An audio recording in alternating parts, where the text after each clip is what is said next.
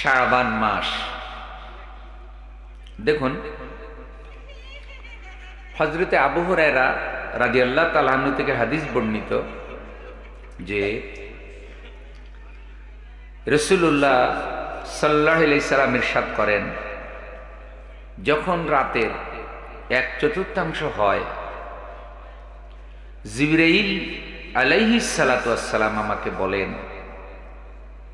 উপরের দিকে মাথা উঠান। যখন রাতের 1/4 হয়, রাসূল সাল্লাল্লাহু আলাইহি সাল্লাম বলেন, জিবরাইল আলাইহিস সালাম তখন আমাকে বলেন যে উপরের দিকে মাথা উঠান। রাসূল সাল্লাল্লাহু আলাইহি সাল্লাম মাথা মোবারক উপরের দিকে উঠালেন। আর মহানবীকে আল্লাহ রাব্বুল আলামিন দেখালেন রহমত আর বরকতের 8টা জান্নাতের দরজা আল্লাহ বান্দাদের জন্য খুলে দিয়েছে। এটা দেখানোর জন্য বললেন আপনি মাথা উপরের দিকে উঠান। প্রথম দরজায় এক ফেরেশতা বলছে সুসংবাদ সেই ব্যক্তির জন্য যে আজকের এই রাতে রুকু করলো। দ্বিতীয় দরজায় একজন বলছে সুসংবাদ সেই ব্যক্তির জন্য যে আল্লাহর সন্তুষ্টির জন্য সিজদা করলো। তৃতীয় দরজায় একজন বলছে যারা আল্লাহর কাছে তাদের কল্যাণের জন্য দোয়া করলো, গুনাহ ক্ষমা চাইলো, তাদের জন্য সুসংবাদ। আমার প্রিয় বন্ধু, রাসূলকে আল্লাহ তাআলা এই সুসংবাদ বাণীগুলো শোনাচ্ছেন। আল্লাহ যেন আমাদেরকে এই সুসংবাদগুলোর ভাগীদার হওয়ার তৌফিক দান করে, আমরা যেন জান্নাত পাই, আমাদের গুনাহ যেন মাফ হয়, আমাদের দোয়া যেন আল্লাহ কবুল করেন। প্রিয় ভাইরা আমার, শাবান মাসের পরিচয় আমি প্রথমে একটু পেশ করি, ভালো করে একটু শুনেন। শাবান এটা কি বাংলা, ইংরেজি না আরবি মাস? আপনাদের মন খারাপ নাকি ঘুমাই গেছেন? আমার ভাষা বোঝা যায়নি। এটা কি বাংলা মাস, ইংরেজি মাস না আরবি মাস? এটা কি সূর্যের সাথে সম্পৃক্ত না চাঁদের সাথে সম্পৃক্ত? চাঁদ। সূর্য দিনে উঠে, চাঁদ রাতে উঠে। মুসলমানদের যত গুরুত্বপূর্ণ ধর্মীয় ইবাদত এবং গুরুত্বপূর্ণ ঘটনা আল্লাহ বেশিরভাগ রাতের মধ্যে ঘটাইছেন। সুবহানাল্লাহ। মেরাজ দিনে হয়েছে না রাতে? আমার প্রিয় বন্ধু, কোরআন নাজিল হয়েছে দিনে না রাতে? ইন্না আনজালনাহু ফি লাইলাতিল কদর। নিঃসন্দেহে আমি আল্লাহ রাব্বুল আলামিন এই কোরআনকে কদরের রাতে নাজিল করেছি। রাসূল সাল্লাল্লাহু আলাইহি সাল্লামের জন্ম শেষ রাত্রে ফজরের আগে পরে মিলাইয়া। আমার প্রিয় বন্ধু, তাহাজ্জুদের নামাজ দিনে না রাতে? দিনের কোলাহলপূর্ণ সময় আল্লাহর বান্দারা ব্যস্ত থাকে, কাজকর্ম নিয়ে পেরেশান থাকে। তাই আল্লাহ তাআলা রাত্রিকে একটা কালো চাদর দিয়ে আবরণ করে দিয়েছেন। যারা আল্লাহর প্রিয় বান্দা তারা যেন রাত্রি আল্লাহর সান্নিধ্যে জিকির আজকারে তালিম তাজকিয়ার মধ্যে কাটাতে পারে। সে বরকতময় রাতের একটা অংশ আপনারা মসজিদের আঙ্গিনায় দ্বীনি মাহফিলে কাটাচ্ছেন, আমিও এসেছি। আমাকে, আপনাদের সবাইকে আল্লাহ যেন গুনাহগুলো মাফ করে দেয় এবং আমাদেরকে হেদায়েত দিয়ে জান্নাতি বানাইয়া যেন এই মাহফিল থেকে বাড়িতে নেন। একটু জোরে বলা যাবে কি আমিন? বন্ধুগণ, শাবান মাস এটা আরবি মাস, চান্দ্র মাস। আমি এখন সাধারণ মাস এবং চান্দ্র মাসের গুরুত্বের কিছুটা পার্থক্য আপনাদের সামনে তুলে ধরব। আমাদের দেশের ক্যালেন্ডারে 3 ধরনের মাসের হিসাব থাকে সাধারণত। বড় করে লেখা থাকে ক্যালেন্ডারে বাংলা তারিখ না ইংরেজি তারিখ? কথা বলেন। আমি বলছিলাম আমাদের ক্যালেন্ডার যে থাকে আপনাদের বাসায়, বিভিন্ন কোম্পানি বিভিন্ন ব্যাংক ক্যালেন্ডার দেয় না, ওখানে বড় করে তারিখ লেখা থাকে বাংলা ইংরেজি না আরবি? কোনটা? ইংরেজিটা থাকে। এখন আপনারা লক্ষ্য করেন, আমরা বলি 1952 সালের 21শে ফেব্রুয়ারি বাংলা ভাষার জন্য আমরা রক্ত দিয়েছি। আমরা মাঝে মধ্যে দুঃখ করে বলি পৃথিবীর কেউ ভাষার জন্য জীবন দেয় না, বাংলাদেশের মানুষকে ভাষার জন্য জীবন দিতে হয়েছে। অথচ আমাদের ক্যালেন্ডারে অফিসে আমরা এখন পর্যন্ত বাংলা সন চালু করতে পারি নাই। আমাদের দেশের লোকেরা বেশি বেশি ইংরেজি বললে তাকে স্মার্ট মনে করে, যে খুব জ্ঞানী মানুষ, ইংরেজি জানে। ইংরেজি কি আমাদের দেশীয় ভাষা না বিদেশি ভাষা? ইংরেজি জানাটা কোনো খারাপ কিছু না, জানলে তো ভালো, অবশ্যই জানাটা ভালো। কিন্তু আমরা মর্যাদা দিতে দিতে ইংরেজিকে রাষ্ট্রীয় ভাষা বাংলার উপরে মর্যাদা দিয়ে দিয়েছি। আর বাকি আরবি মানে চান্দ্র মাস এবং বাংলা মাস ছোট করে ক্যালেন্ডারের ভিতরে লেখা, ক্যালেন্ডারে দেখছেন না? বাংলাটা মোটামুটি দেখা যায়, আরবিটা এত বেশি দেখা আরো ছোট। অথচ জানুয়ারি ফেব্রুয়ারি এই বছর গণনার হিসাব না রাখলে কোনো পাপ হবে না।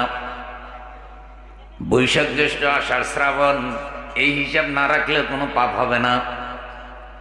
কিন্তু চান্দ্র মাসের হিসাব যদি না রাখে, কেউ না রাখে, মধ্যখানে রমজান মাস চলে গেছে কেউ খবর পায় নাই, হজের মাস চলে গেছে কেউ খবর পায় নাই, তাহলে ফরজ লঙ্ঘনের অপরাধে সবাইকে অপরাধী হওয়া লাগবে, গুনাহগার হওয়া লাগবে। এ কারণে ফকিগণ মাসালা দিয়েছেন চান্দ্র মাসের হিসাব রাখা ফরজে কেফায়া। কেউ কেউ রাখলেও আদায় হবে, কিন্তু কেউ যদি না রাখে তাহলে সবাইকে গুনাহগার হতে হবে। শরীয়তে যেই চান্দ্র মাসের গুরুত্ব বেশি, 90% মুসলমানের দেশে সেই চান্দ্র মাসের হিসাব ক্যালেন্ডারে নাই। সামাজিক জীবনে, অফিসে, আদালতে এটার কোনো গুরুত্বও এত বেশি। কথা ঠিক নেই?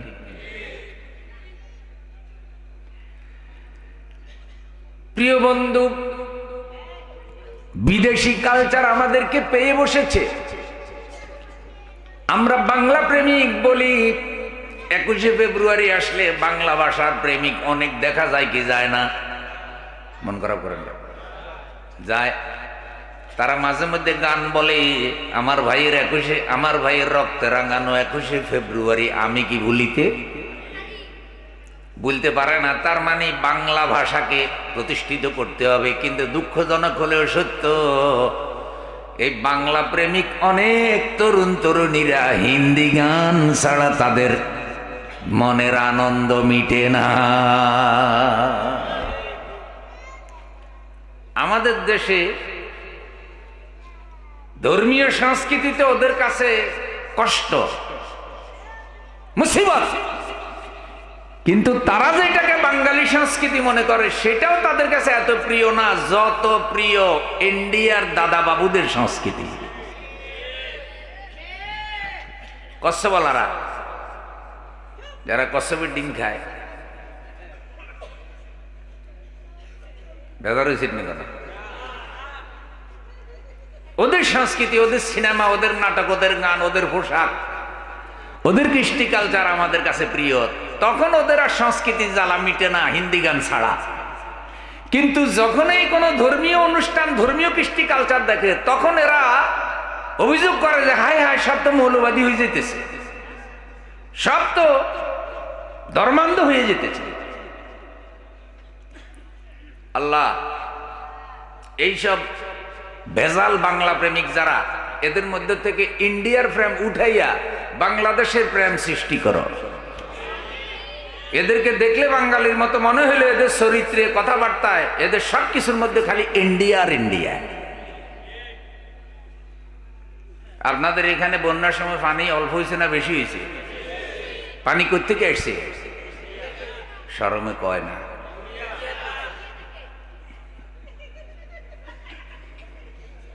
আপনাদের আশেপাশে প্রতিবেশী যারা, তারা আপনাদের খেদমত করছে পানি দিয়া। দোস্ত, তুই আমার প্রতিবেশী দে, তোর বিল্ডিং এর মধ্যে 3 ফুট পানি ঢুকাই দিলাম। এটা কি ভালো বন্ধু না নষ্ট বন্ধু? আপনাদের মসজিদে পানি ঢুকছিল? অনেক মুরব্বীরা বলেছে যে আমাদের জীবনে এত পানি দেখিনি। তাইলে আমরা আমাদের বাংলাদেশের দেশপ্রেমিক জনতাকে বলতে চাই, হিন্দি সংস্কৃতি, ইন্ডিয়ান সংস্কৃতি বাংলাদেশ থেকে বিদায় করতে হবে। ইন্ডিয়া কি বাংলাদেশের বন্ধু না শত্রু? বন্ধু না শত্রু? এই জালেমরাই বিগত 15 বছর বাংলাদেশের মানুষের অধিকার কেড়ে নিয়েছিল। এই জালেমদের কারণে বহু আলেম ওলামাদেরকে হত্যা করা হয়েছে। সবকিছুর গুরু ও ইন্ডিয়া। তাহলে কি হিন্দি প্রেমিক না বাংলাদেশ প্রেমিক? কিন্তু আমার ভাইয়ারা, শাবান মাস আরবি কৃষ্টি কালচার অনুযায়ী আসে শাবান। আপনাদের সামনে শাবানের সামান্য একটু পরিচয় দেই। ফজিলত গুরুত্বের বিবেচনায় শাবান হলো অন্যতম। রমজানের পূর্বে হওয়ার কারণে রাসূল সাল্লাল্লাহু আলাইহি সাল্লাম শাবান মাসেই রমজানের প্রস্তুতি গ্রহণ করতে। শাবান মাসে আল্লাহ রাসূল রমজানের প্রস্তুতি নিতেন। এটা রমজানের পূর্বে ট্রেনিং এর মাস। রমজানে তারাবি পড়বেন, শাবান থেকে একটু নফল নামাজ বেশি পড়া শুরু করলেন। রমজানে ফরজ রোজা রাখবেন, শাবান থেকে একটু নফল রোজা রাখলেন, রজব থেকেই নফল রোজা রাখলেন। রমজানে কোরআন বেশি বেশি পড়বেন, শাবান রজব মাস থেকে আল্লাহর কোরআন আগের তুলনায় একটু বেশি তেলাওয়াত করা, অধ্যয়ন করা শুরু করলেন। রমজান মাসে শেষ রাত্রে জাগবেন, সেহরি খাওয়ার জন্য ডাকবেন। আর তাহাজ্জুদের নামাজ অনেকে রমজান মাসে পড়ে কি পড়ে না? অন্য মাসে কম পড়া হলেও তাহাজ্জুদের নামাজ অনেকে রমজান মাসে ছাড়ে না। আল্লাহর অনেক বান্দা আছে যারা রমজানে তাহাজ্জুদ পড়া শুরু করে, বাকি জীবন আর তাহাজ্জুদ ছাড়ে না। আল্লাহ আমাদেরকেও পুরা জীবনে আমল করার তৌফিক দান করুন। আমাদের অনেকে শারীরিক দুর্বলতা আছে ভাই, আমরা অনেক সময় পারি না। কিন্তু এই ভালো কাজের ইচ্ছা রাখার দরকার আছে না নাই? ভালো কাজের ইচ্ছা রাখলেও আল্লাহ একটা সওয়াব দেয়। ভালো কাজের ইচ্ছা করলেও সওয়াব কয়টা? আমার কথা বোঝা যায়নি। ভালো কাজের ইচ্ছা করলে সওয়াব কয়টা? আর যদি সেই ভালো কাজটা করে ফেলেন তাহলে সওয়াব হইল 10টা। সুবহানাল্লাহ তো নাই দিই। রমজান মাসের আগে ট্রেনিং এর মাস হইল শাবান। এখন লক্ষ্য করেন শাবান মাসের পরিচয় কি। শাবান শব্দের আবিধানিক অর্থ হইল পৃথকীকরণ। শাবান আরবিক অর্থ হইল, আবিধানিক অর্থ হইল পৃথকীকরণ। এই সময় আরবের ব্যবসায়ীরা পঞ্জিকা তৈরি করতো। পঞ্জিকা বুঝেন? পঞ্জিকা ক্যালেন্ডারের মতো একটা বই আকারে এরকম পঞ্জিকা তৈরি করে। আর এই মাসে আরবের ব্যবসায়ীরা ব্যবসা করার জন্য তাদের পরিবার পরিজন থেকে আলাদা হতো রেজেকের সন্তানে। এ কারণে তারা এই মাসটার নাম রাখলো শাবান, পৃথক হওয়ার মাস। কি হওয়ার মাস? পৃথক হওয়ার মাস। সৈয়দ আমির আলী একজন ইতিহাসবিদ, দি স্পিরিট অফ ইসলাম বইতে তিনি শাবান মাসের পরিচয় সম্পর্কে বলেছেন, শাবান অর্থ বৃক্ষ লতা মুকুলিত হওয়ার মাস। যখন শাবান মাস আসতো তখন আরবের মরুভূমিতে কিছু বৃক্ষলতা মুকুলিত হতো, জন্মাতো।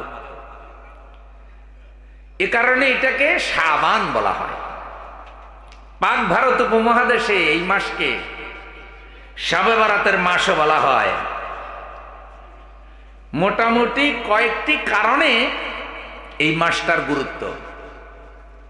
এক নম্বর, রমজানের পূর্ব মাস, রমজানের ভূমিকা, সুবহানাল্লাহ, রমজানের পূর্ব মাস। দুই নম্বর, এই মাসে লাইলাতুন নিসফে মিন শাবান রাতের ফজিলত আছে, যে রাতটা আজকের রাত, এই রাতটার স্পেশাল কিছু ফজিলত। তিন নম্বর, এই মাসে নফল রোজা রাখারও ফজিলত আছে।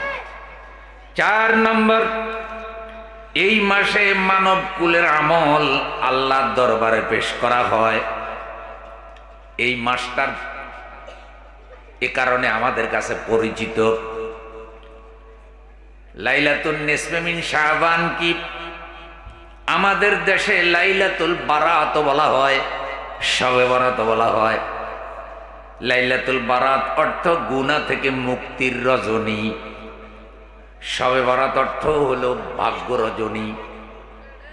কেউ কেউ এটাকে ভাগ্য রজনী বলেন, কেউ গুনাহ থেকে মুক্তির রজনী বলেন। ভাগ্য রজনী যদি আপনি বলেন তাহলে সেটা হলো কোরআন হাদিস অনুযায়ী নির্ভুলভাবে প্রমাণিত, সেটা হলো লাইলাতুল কদর, যেটা ভাগ্য রজনী। আর লাইলাতুল বারাত হলো গুনাহ থেকে মুক্তির রজনী। হযরত আয়েশা রাদিয়াল্লাহু তাআলা আনহা রাসূল সাল্লাল্লাহু আলাইহি সাল্লাম থেকে বলেন, রাসূল সাল্লাল্লাহু আলাইহি সাল্লাম বলেন, নিশ্চয়ই রাত্রে দুনিয়ার নিকটবর্তী আসমানে আল্লাহ আসেন। আসার পরে আল্লাহ তাআলা বলেন, হে দুনিয়ার মানুষ, কে আছো আমার কাছে, চাইবা আমার কাছে চাও, আমি আল্লাহ তোমার দেওয়ার জন্য তৈরি। আমাদের দরকার আসেনি ভাই, কার কাছে চাইতে হবে? আল্লাহর মতো দেওয়া পৃথিবীর কেউ দিতে পারে না। কি দেয়? আম্মা জান আয়েশা রাদিয়াল্লাহু তাআলা আনহা বলেন, এই রাত্রে আল্লাহ তাআলা বনি কাল গোত্রের বকরিগুলোর পশমের সমান যত গুনাহগার বান্দা আছে, ওই গুনাহগার বান্দাকে আল্লাহ মাফ করে দেয়। বনু কলব গোত্রের বকরির পশমের সমান। আচ্ছা, বনু কলব গোত্রের বকরির পশম কেন বলা হলো?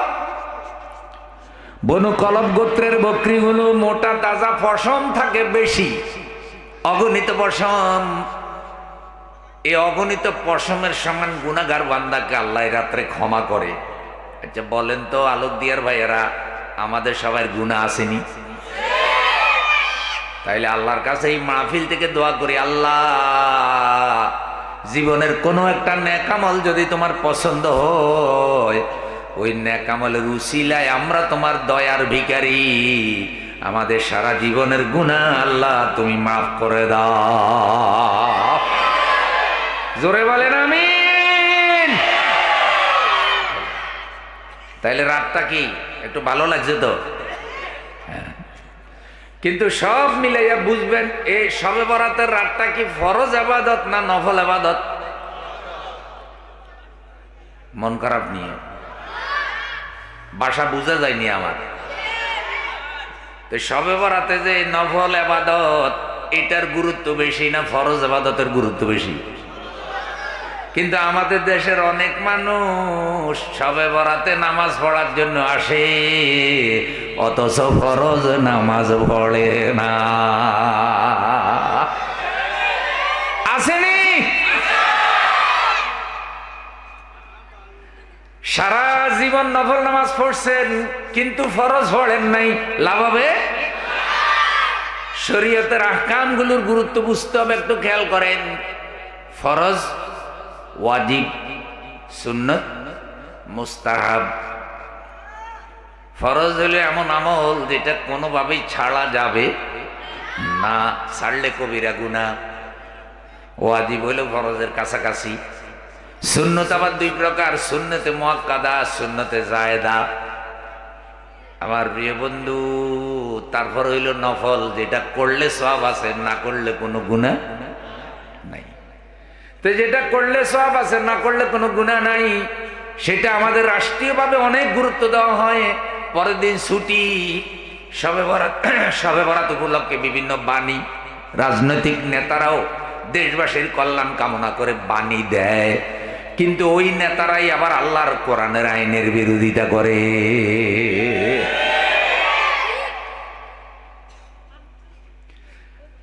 নফল শবে বরাতের রাতে শুভেচ্ছা জানায়, আর কোরআনের আইন ফরজ সেটা মানে না। আছে না নাই? এখন যে এই লোকটা নফলে পাশ করলো, ফরজে ফেল করলো, এটাকে পাশ না ফেল? মাশাআল্লাহ, বুঝতে পারতেছে।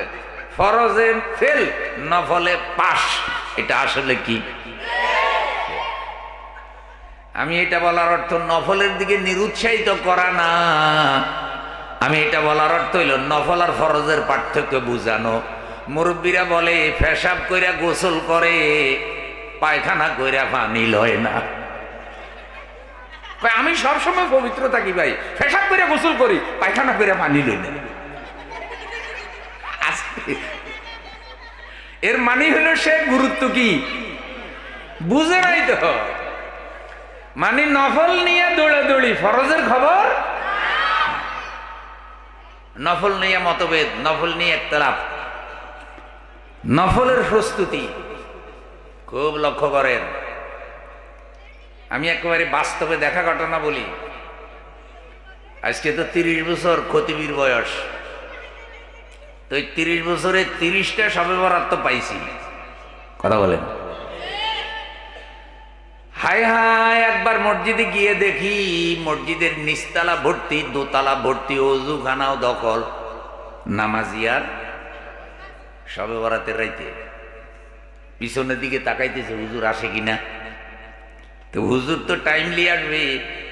এখন যারা অরিজিনাল নামাজি টাইম অনুযায়ী যায়, তারা যাইয়া দেখে যে মসজিদে আর জায়গা নাই, ওই শবে বরাতের নামাজি মসজিদ দখল করে ফেলছে। সামনের কাতারে কিছু তরুণ গায়ে জুব্বা,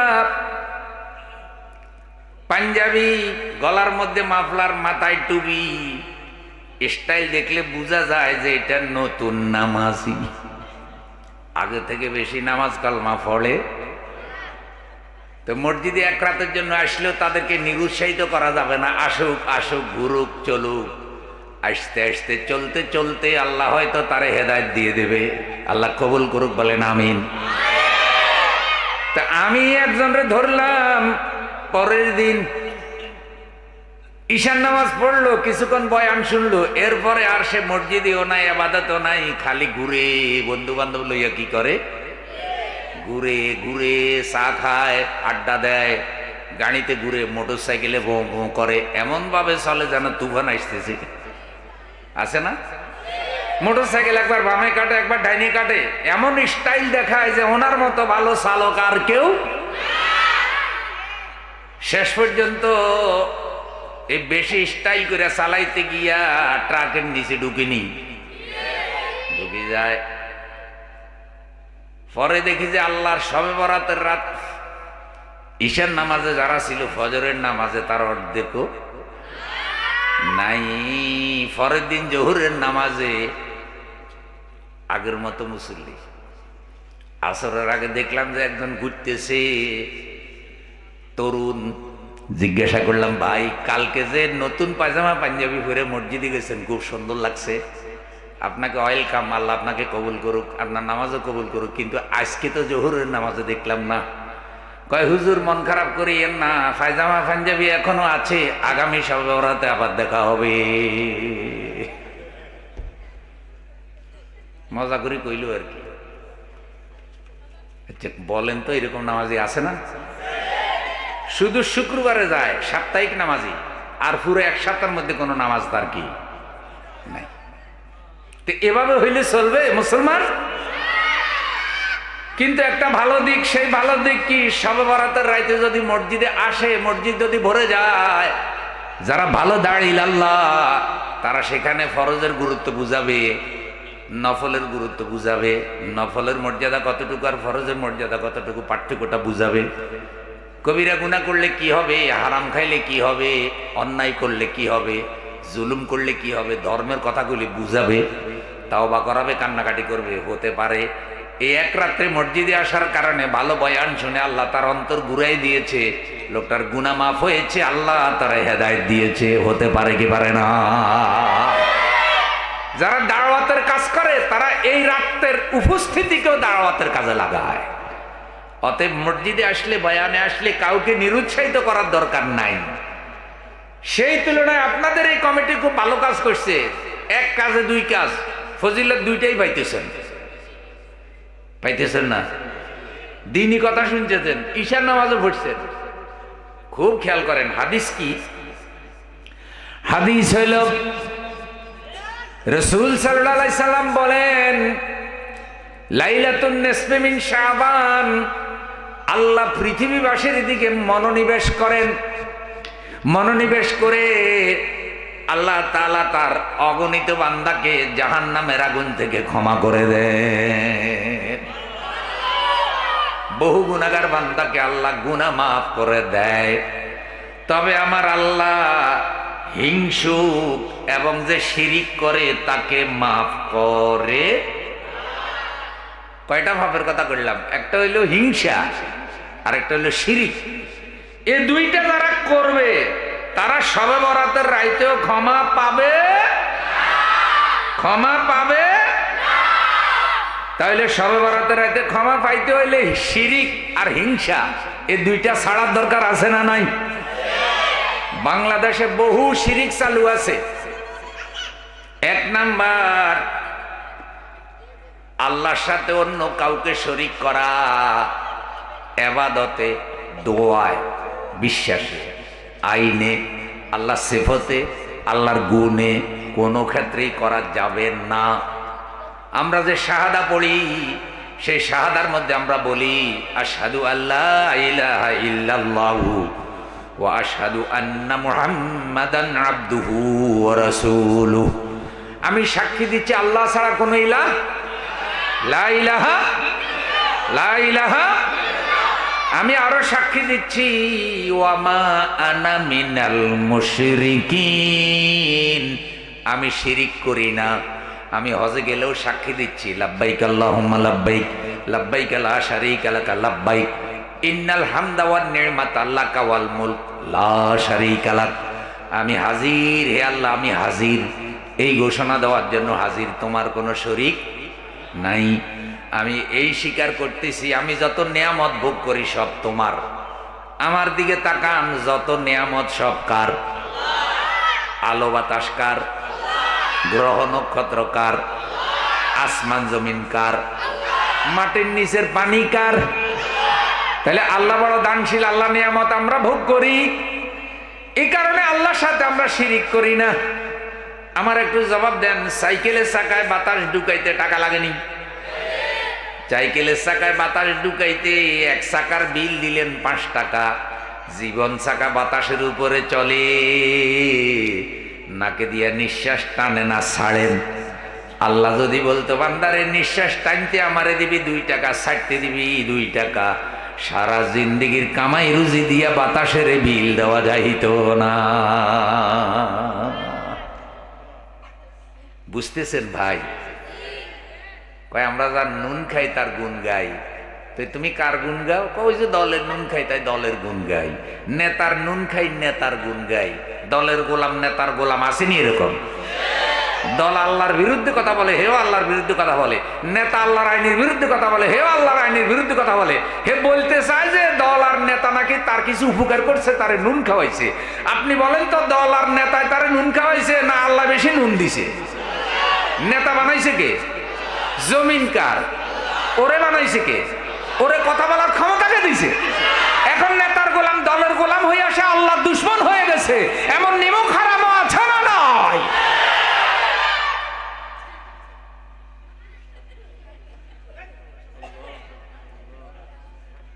এলে নেয়ামত কার?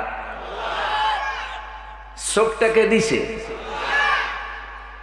জবানকে দিছে, দুই কানকে দিছে, পুরা বডি আল্লাহর দান। কয়েক লক্ষ টাকার মালিক আল্লাহ আপনারে বানাই দিয়েছে, এক ফোঁটা নাপাক পানি। সুম্মা খালাকনান নুতফাতা আলাকাতান ফাখালাকনাল আলাকাতা মুদগাতান ফাখালাকনাল মুদগাতা ইযামান ফাকাসাউনাল ইযামা লাহমা। আল্লাহ বলছেন ওই নুতফাকে মায়ের পেটের মধ্যে আমি রক্তের চাকা বানিয়েছি, রক্তের চাকার মধ্যে হাড়ের খাঁচা বসাইয়া রক্ত, মাংস, হাত, কান, চোখ, পা এভাবে পরিপূর্ণ মায়ের পেটে বাচ্চা বানাইয়া আমি আল্লাহ তোমার দুনিয়াতে এনেছি। কেউ কালো, কেউ সুন্দর, কেউ শ্যামলা। কালো, সুন্দর, শ্যামলা এটা দিয়ে মর্যাদা হয় না। মর্যাদা হইল ইন্না আকরামাকুম ইনদাল্লাহি আতকাকুম, তোমাদের মধ্যে সেই ব্যক্তি মর্যাদাবান যে আল্লাহকে বেশি ভয় করে। এই জন্য বন্ধু, কালোর উপরে ধলোর কোনো মর্যাদা নাই, বরং মর্যাদা বাড়ে আমলে। আমার রসুল বলেন ইন্নাল্লাহা লা ইয়ানজুরু ইলা সুওয়ারিকুম ওয়া আমওয়ালিকুম ওয়ালাকিন ইয়ানজুরু ইলা কুলুবিকুম ওয়া আমালিকুম। নিঃসন্দেহে আল্লাহ তোমাদের চেহারা সুরত দেখেন না, সৌন্দর্য দেখেন না, এটা দেখে আল্লাহ মর্যাদা নির্ধারণ করেন না। আল্লাহ দেখেন তোমাদের আমল, আল্লাহ দেখেন তোমাদের নিয়ত।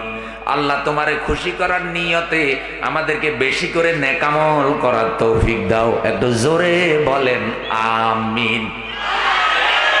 তাহলে আমাদের দেহটাও কার দান? চামড়া দিলেন হাড়ের উপর, গর্ব তাহারেরই ভিতর। চামড়া দিলেন হাড়ের উপর, গর্ব তাহারেরই ভিতর। সাদা কালোর বিভেদ লইয়া রয় সবে বেহুশ। প্রাণ পাখিরে হাড়ের খাঁচায় বন্দি কইরা দিয়ারে বিধি বানাইলা মানুষ। প্রাণ পাখিরে হাড়ের খাঁচায় বন্দি কইরা দিয়ারে বিধি বানাইলা মানুষ। ভালো মন্দের বিচার করতে, ভালো মন্দের বিচার করতে দিলা তারে হুঁশ। মানুষকে আকল দিয়েছে, বিবেক দিয়েছে, হুঁশ জ্ঞান দিয়েছে, যেটা পশু পাখিকে আল্লাহ দেয় নাই। এ কারণেই পশু পাখির উপরে, অন্যান্য মখলুকের উপরে মানুষের মর্যাদা। তাহলে মানুষ আল্লাহর যে নেয়ামত ভোগ করে, হজে গিয়া বলে ইন্নাল হামদা ওয়ান নি'মাতা লাকা ওয়াল মুলক, আল্লাহ তোমার প্রশংসা করি কারণ তোমার নেয়ামত ভোগ করি।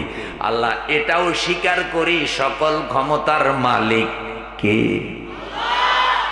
লাকা ওয়াল, সবাই পড়েন লাকা ওয়াল মুলক, লাকা ওয়াল মুলক, তুমি সার্বভৌম ক্ষমতার মালিক। হজে গিয়া ইহরামের কাপড় পরিয়া মিনায় মুজদালিফা আরাফাতে গিয়া বলে লাকা ওয়াল মুলক, আল্লাহ তুমি সকল ক্ষমতার মালিক। কিন্তু বাংলাদেশে এসে কোনো ইসলামিক দল যখন তাদের গঠনতন্ত্রে লেখে যে সার্বভৌম ক্ষমতার মালিক আল্লাহ, সার্বভৌম ক্ষমতার মালিক জনগণ না, তখন বলে কি বাংলাদেশের সংবিধানের সাথে এই সংবিধান মিলে নাই, এ কারণে তাদের নিবন্ধন বাতিল করে দাও। বুঝেননি কথা? বুঝে গেছেন? মক্কা মদিনায় গিয়ে আমরা হাজী সাহেব, আমরা মুসলমান, আমরা আল্লাহর ঘরে দান করি, আমরা নামাজও পড়ি, কিন্তু একটা ইসলামিক দলের গঠনতন্ত্রের মধ্যে লেখা আছে সকল ক্ষমতার মালিক। আপনারা এটা স্বীকার করেননি? সকল ক্ষমতার মালিক কে? নাকি জনগণ? জনগণরে বানাইছে কে? জনগণ একজনের ইচ্ছা করলে ভোট দিতে পারে, আবার ভোট নাও দিতে পারে। কারণ নেতা যদি জালিম হয়, আন্দার রাইতে ভোট চুরি করে গায়ে জোরে নেতা হয়।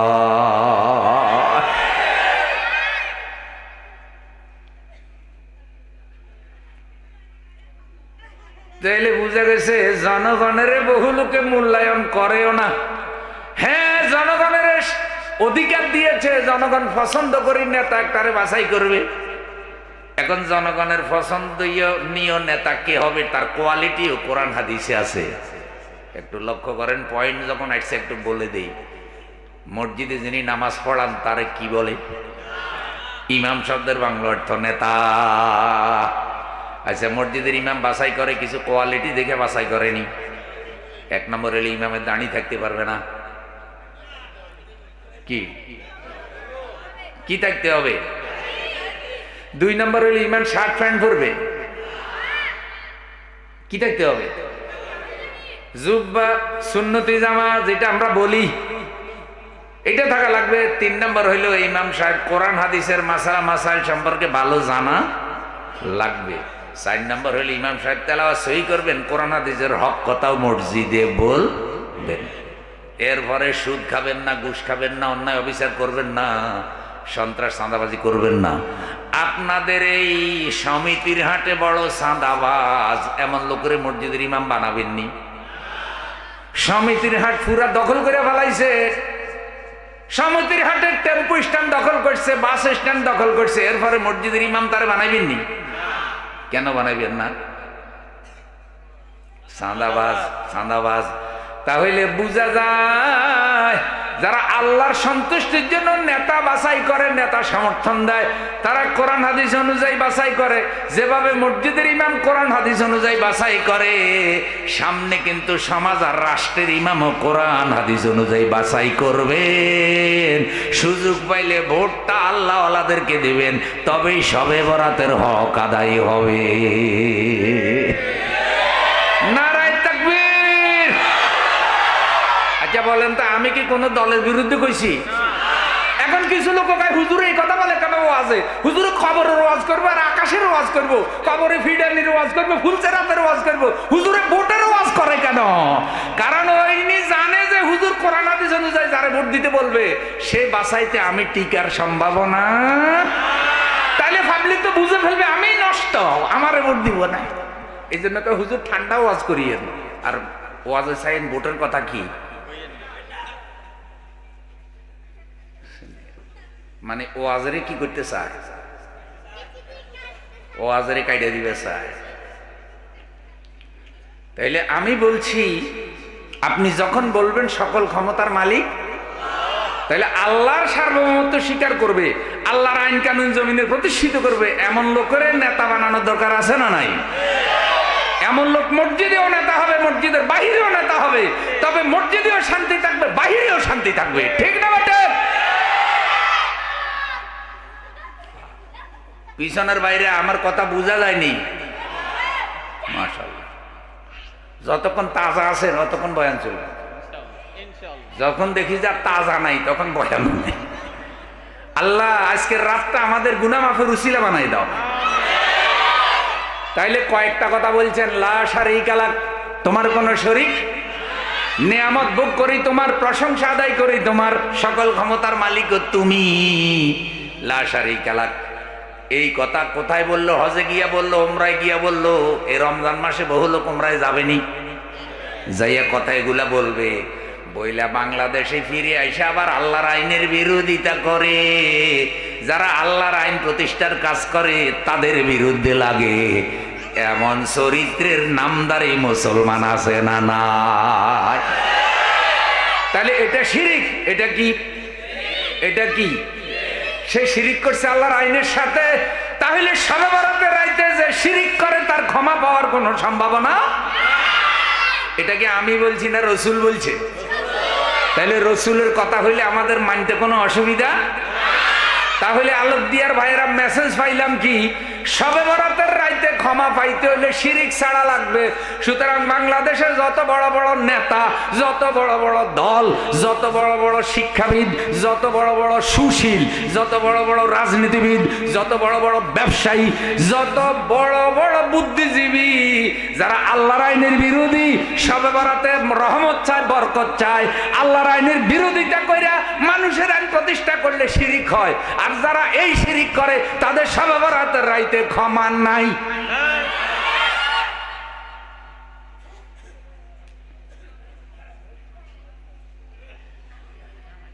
বেজার হয়েছেন নি কেন? যে চিন্তা করছেন আরে আসছিলাম শবে বরাতে রহমত বরকত লইয়া গুনাহ মাফ খাতম করে চলে যাবে, হুজুর তো দেখি হতাশ করে। শুনেন, শবে বরাতের রাইতের ইবাদত হইল নফল। জোরে কোন কি? এটা বোনাস। বোনাস, আচ্ছা বোনাস কে পায়? যার চাকরি আছে হে পায়, নাকি যার চাকরি নাই হে পায়?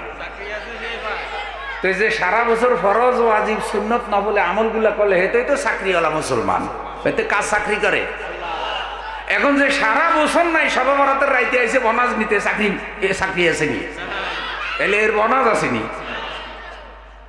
আচ্ছা আমি কি হতাশ করলাম?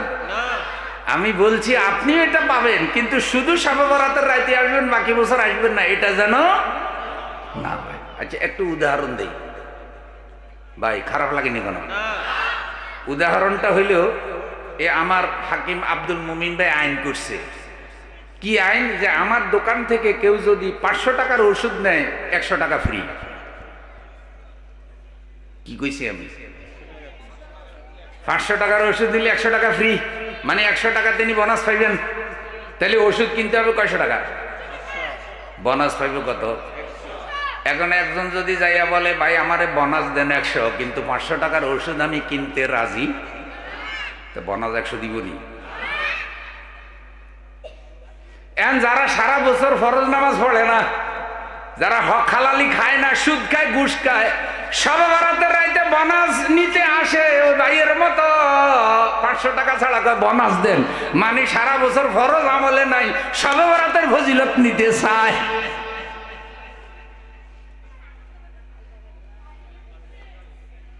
তাইলে এই নিয়তে যারা আসবে তাদের ফজিলত পাওয়ার সম্ভাবনা। এবার আশার আলো কি? আশার আলো কি? আশার আলো হইলো তওবা করেন, আল্লাহ জীবনে যা করছে আর করব না, তাহলে ফজিলত পাবেন, সারা জিন্দেগির গুনাহ মাফ হইয়া যাবে, আল্লাহ তার রহমত দয়া দিয়ে আপনার জান্নাতও দিতে পারে কি পারে না? হে আল্লাহ, আলোক দিয়ার যেসব মুসলমান ভাই বোনেরা আজকে শবে বরাতের রাতেই মাহফিলে আসলো, অনেকের গুনাহ আছে, আল্লাহ সব গুনার খবর তুমি জানো, আমরা একে অপরের গুনার খবর জানি না, কিন্তু সকলের পাপের খবর জানেন কি?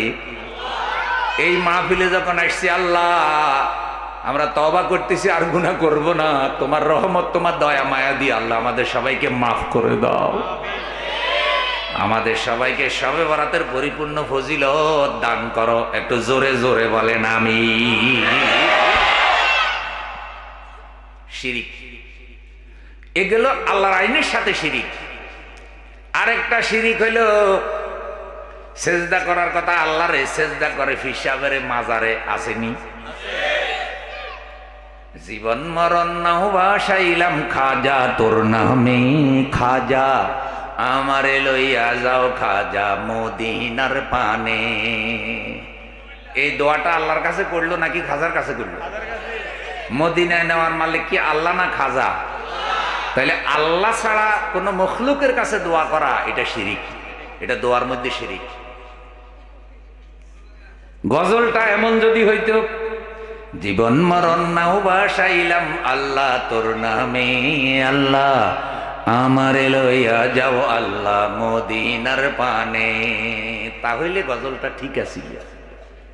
তাইলে খাজা মঈনুদ্দিন চিশতি রহমতুল্লাহ আলাইহি আল্লাহর ওলি ছিলেন, তিনি কবরে শোয়া, আমরা আল্লাহর কাছে দোয়া করবো আল্লাহ তার জীবনের খেদমত গুলো কবুল করো, তিনি যে ভালো কাজ করেছেন আমাদেরকেও সেই ভালো কাজ করার তৌফিক দাও। কিন্তু আমরা বলতে পারবো না ইয়া খাজা মেরে মতলব গো পুরা করে দো, হে খাজা আমার মনের আশা পুরা করে দাও, আমারে মদিনায় নিয়ে যাও।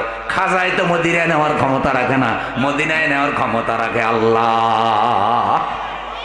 তাহলে আল্লাহ ছাড়া খাজার কাছে দোয়া করা এটা শিরিক কিনা কন?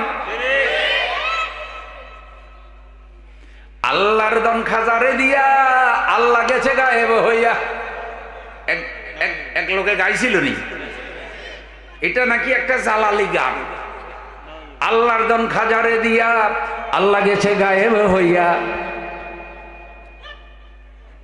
না কি আল্লাহর দান রসুল রে দিয়ে আল্লাহ গেছে গায়েব হইয়া, রসুলের দান খাজায় ভাইয়া বৈশা আছে আজমিরে, এরকম মনে হয় যেন। কেউ ফিরে না খালি হাতে খাজারে তোর। এই কথাগুলি শিরিক, খারাপ দৃষ্টিতে নিবেন না।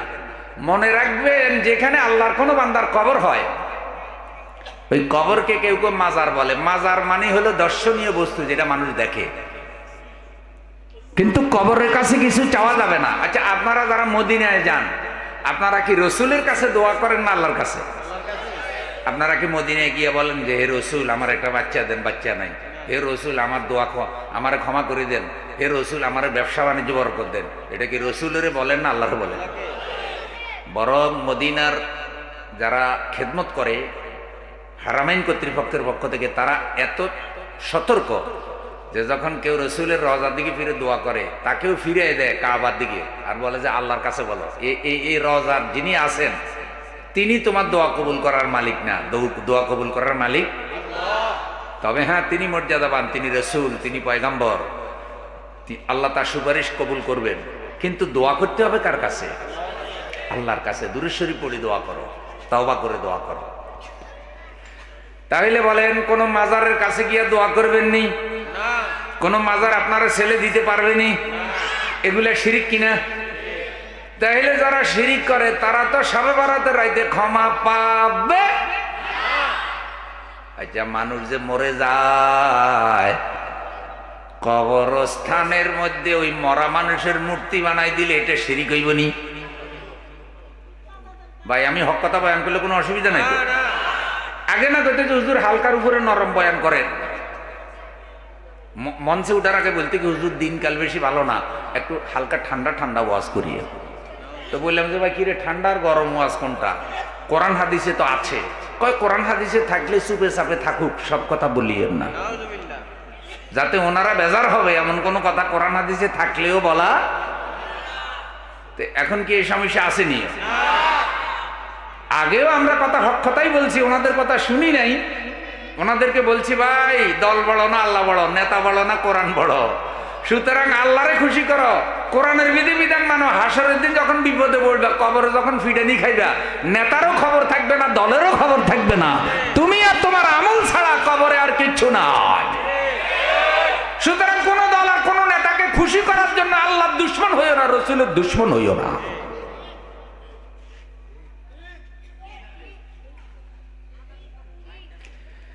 এখন আমরা যে বলতেছি মূর্তি বানানো শিরিক, এটা কি আমরা বলছি না কোরআনে আছে? আমরা বলছি না হাদিসে আছে? যোগে যোগে সব বুজুর্গরা বলেছে। এবার বলেন তো, এটা বলার পরেও আমাদের যারা তাহাজ্জুদি প্রধানমন্ত্রী, আমাদের যারা সকালবেলায় কোরআন পড়িয়ে অফিস শুরু করে, তারা তাদের প্রিয় ব্যক্তি, প্রিয় নেতাদের মূর্তি রাস্তার মোড়ে মোড়ে, অফিসের আদালতে, বিভিন্ন গুরুত্বপূর্ণ জায়গায় বানাইছিনি? তো মূর্তি বানাইছে নমরুদের আমলের নমরুদের গোষ্ঠী। এ যুগে তো নমরুদ জীবিত নাই, এ যুগে নমরুদ বানায়, মূর্তি বানায় কারা? তাহলে বুঝতে হবে এরা হইল নমরুদের বান্ধবী, যারা বুদ্ধি নিছে নমরুদের থেকে। আগেরটা ছিল পুরান নমরুদ, এরা হইল ডিজিটাল মহিলা নমরুদ।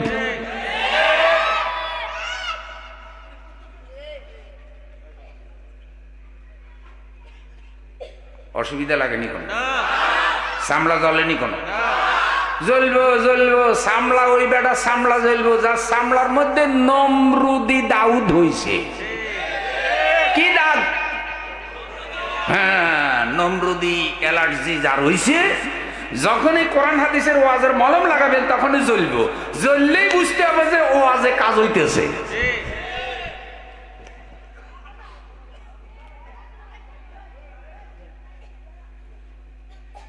ঔষধ যদি রোগের কাম না হয় তাহলে এটার ওষুধ কয়নি।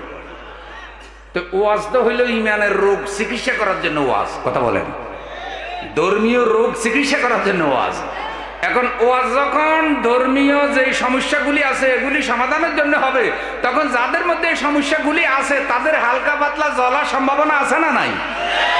তো জ্বলার পর ওরা যেন রাগ না হয়, হুজুরের বিরুদ্ধে যেন না যায়, ইসলামের বিরুদ্ধে যেন না যায়, ওরা যেন বুঝে না রে হুজুরে যে কোরআন হাদিস অনুযায়ী কইতেছে এটা আমার কল্যাণের জন্যই কইতেছে, আমার তওবা করে হেদায়েত হওয়া দরকার, তবেই আমার দুনিয়াতেও শান্তি পরকালেও শান্তি।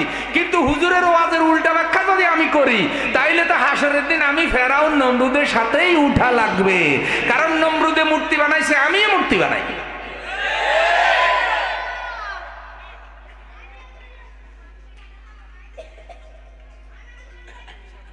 প্রিয় ভাইরা, এগুলি কি কোন দলের বিরুদ্ধে কথা না ধর্মের কথা? দল বড় না ধর্ম বড়? তাহলে যেই সব দল ধর্মের বিরুদ্ধে ইসলামের বিরুদ্ধে কথা বলবে ওই সব দলের কথা মানা যাবে না, শিরিক করা যাবে না। সেই শিরিক যে করাবে, যে করতে বলবে, সে যত বড় নেতা হোক, সে যত বড় দল হোক, কোন মুসলমান ওই নেতা আর ওই দলকে মানতে পারে? এটা বলে দেওয়া দায়িত্ব আমাদের। হেদায়েতের মালিক কে? আর হুজুরেরা যদি না বলে তাইলে হুজুরদের জিব্বাও আল্লাহ কি করবে? হাদিস আছে তো, হুজুরেরও ছাড়াছাড়ি না, হুজুরের জিব্বা কাটবে আল্লাহ। তা আল্লাহ আমাদের সকলকে শিরিক থেকে হেফাজত করুক। 2 নম্বর হলো হিংসুক। হিংসুক যে তারে আল্লাহ ক্ষমা করবে না। আপনাদের আলোক দিয়াতে হিংসুক আসেনি? অমিন শাররি হাসিদিন ইযা হাসাদ। হিংসুকের হিংসা থেকে আল্লাহ আশ্রয় চাই যখন সে হিংসা করে। রাসূল বলছে একটা মেসের কাঠি, হাদিসের সারাংশ এরকম, একটা মেসের কাঠি লাগাইয়া দিলে যেমন একটা ফ্যাক্টরি জ্বলে ছাই হয়ে যায়। একটা লোকের যত নেকামল থাকুক, যদি তার মধ্যে হিংসার মতো পাপ থাকে তাহলে হিংসার কারণে সব নেকামল জ্বলে পুড়ে ছাই হয়ে যায়। আল্লাহ আমাদের অন্তরাত্মাকে হিংসা থেকে রক্ষা করো। জোরে কর না আমিন। হিংসা কারে কয়? হিংসা হইল অন্যের ধ্বংস কামনা করে নিজের উন্নতি কামনা করা। এটা কি একটু বুঝাই, বুঝের মধ্যে ভুল হইলে আল্লাহ আমারে ক্ষমা করুক। সেটা হইল একজনের ব্যবসায় খালি লাভ হয়, কি হয়? হের দোকানে কোনো কাস্টমার আসে না, এরকম হয় না ভাই? 2টা দোকান পাশাপাশি, একজনের দোকানে কাস্টমার বেশি, আরেকজনের দোকানে কাস্টমার কি? এখন যার দোকানে কাস্টমার নাই সে মনে মনে কামনা করে ওর দোকানে আগুন লাগুক, ওর দোকানে গজব পড়ুক, ওর দোকানে ঠাড়া পড়ুক, কাস্টমার সব আমার দোকানে আসুক। এটা হিংসা। তারে শাস্তি দেওয়ার জন্য আয়নাঘর বানাও আমার বন্ধু, কবরের থেকে ছোট ঘর, যেখানে শীত হইয়া শুইছে, ভালো করে লড়তে চড়তে পারে না, পায়ের নিচে টয়লেট বাথরুম, হাতও বাঁধা থাকে, চোখও বাঁধা থাকে। বন্ধু, এ ভয়ঙ্কর নির্যাতন বছরের পর বছর মানুষের উপরে করেছে কেন? শুধু কেবলে গদির লোভে আরেকটা গুরু করে হিংসা করে নিশ্চিহ্ন করে দিতে চেয়েছে। এই হিংসুক আল্লাহর রহমত পায় না, বরকত পায় না। এই হিংসুক এবং জালেমেরা আল্লাহর ধরায় অপমান হয়।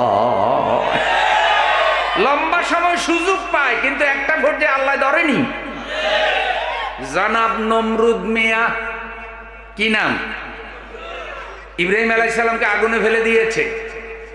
কষ্টের বিষয় হইল ইব্রাহিমকে যখন আগুনে ফেলে দেয় তখন ইব্রাহিম আলাইহিস সালামের বাবা নমরুদের পক্ষে একটা ছেলের জন্য এর থেকে দুঃখের বিষয় আর হতে।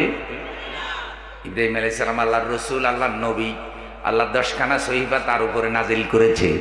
আসমানি কালাম পাওয়ার পর তিনি বাবার কাছে গেছে, গিয়ে বলছে, ইয়া আবাতি ইন্নী কাদ জাআনি মিনাল ইলমি মা লাম ইয়াতিকা ফাত্তাবি'নি আহদিকা সিরাতাও সাবিয়্যা।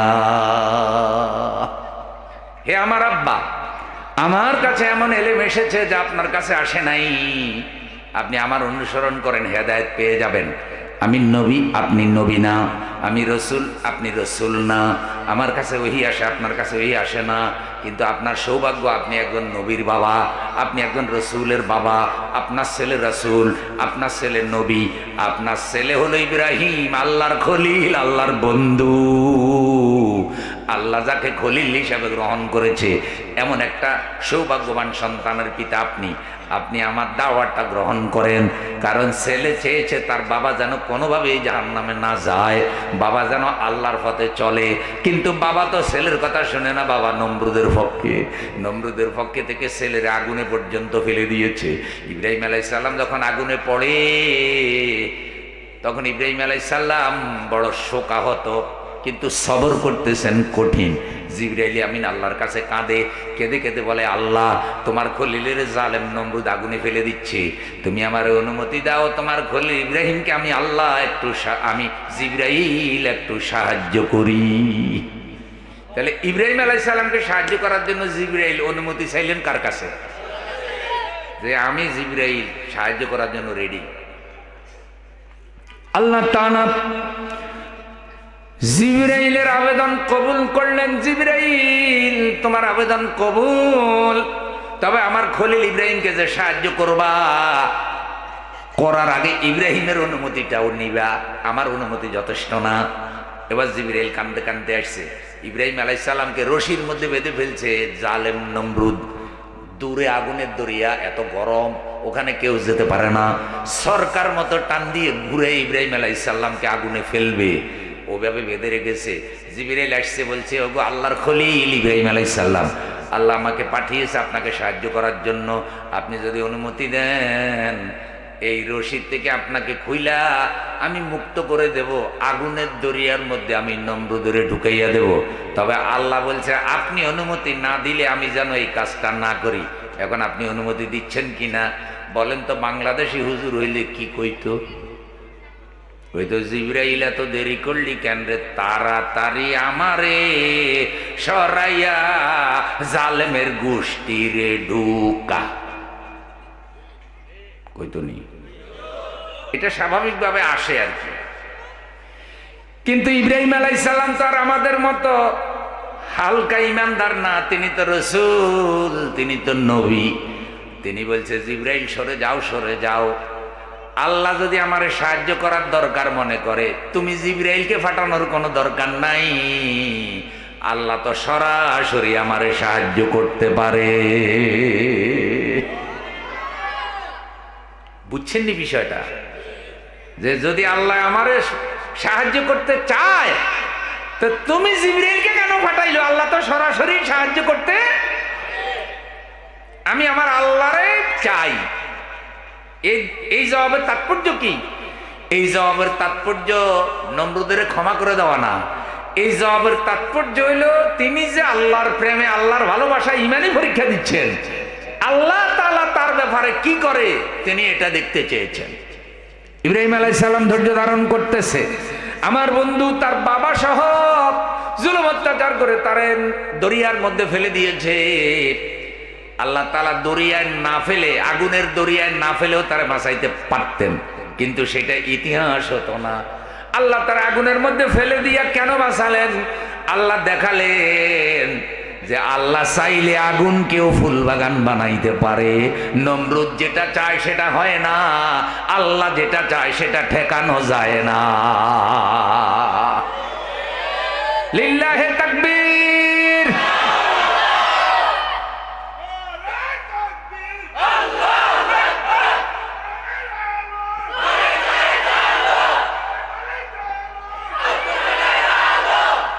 মাশাআল্লাহ, মাশাআল্লাহ। ঘরে ঘরে জালো, এর অর্থ কি? এর অর্থ হইল প্রত্যেকটা ঘরে ঘরে যেন কোরআন তেলাওয়াত, কোরআনের আমল জারি হয়ে যায়। প্রত্যেকটা ঘরে যেন কোরআনের আইন কায়েম করার মতো লোক তৈরি হয়ে যায়। প্রত্যেকটা ঘর থেকে আওয়াজ উঠবে, আল্লাহর আইন, কোরআনের আইন ছাড়া আমরা কোনো মানব রচিত আইন চাই না। জমিন আল্লাহর, আলো বাতাস আল্লাহর, মানুষ আল্লাহর, কোরআন আল্লাহর। আল্লাহর জমিনে আল্লাহর মানুষ আল্লাহর কোরআনের আইন মানবে, আর কারো আইন চাই না। প্রত্যেকটা মুসলমানের ঘর থেকে আওয়াজ উঠার দরকার আছে না নাই? আমরা আমরা কি আল্লাহর কোরআনের আইনের পক্ষে? কারা কারা পক্ষে আল্লাহর হাত উঠে দেখায়। নারায়ে তাকবীর, নারায়ে তাকবীর। কোরআন কি কোনো এক দলের না সব দলের? আল্লাহ কি কোনো এক দলের না সব দলের? নবী কি কোনো এক দলের না সব দলের? আল্লাহ যদি সব দলের আল্লাহ হয়, নবী যদি সব দলের নবী হয়, কোরআন যদি সব দলের ধর্মীয় কিতাব হয়, তাহলে কোরআনের আইনের বিরোধিতা, আল্লাহর নবীর আইনের বিরোধিতা, আল্লাহর আইনের বিরোধিতা মুসলমান নামক কোন দলের লোকেরা করতে পারে না। যেই দলে মুসলমান নেতা, যেই দলে মুসলমান পরিচালনা করে, সেই দল কখনো আল্লাহর আইনের বিরোধিতা করতে পারে না।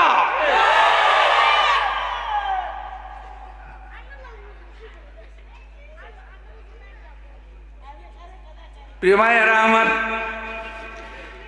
এখন নমরুদ ইব্রাহিম আলাইহিস সালামকে আগুনে ফেলে দিল। আল্লাহ কি করলেন একটু খেয়াল করেন। আল্লাহ ডাইরেক্ট আগুনকে নোটিশ করে দিলেন।